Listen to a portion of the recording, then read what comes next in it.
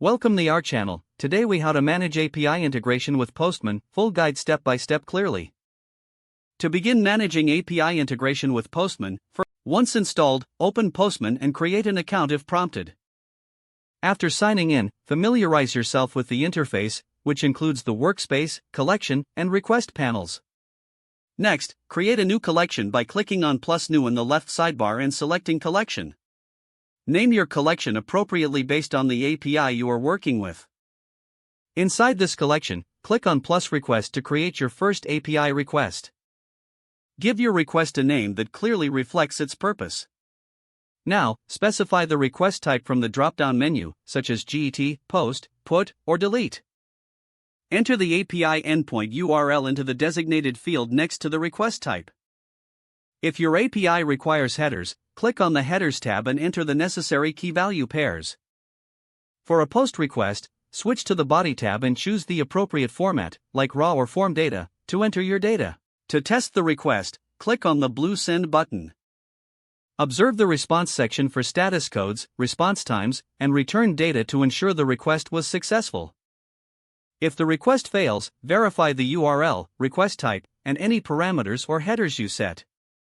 To save your request for future use, click the Save button. Continuing with the collection, add more requests as needed to cover all operations of the API.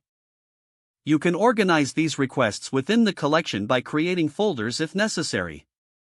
To automate tests, click on the Tests tab in your request, and enter JavaScript code to validate the response data.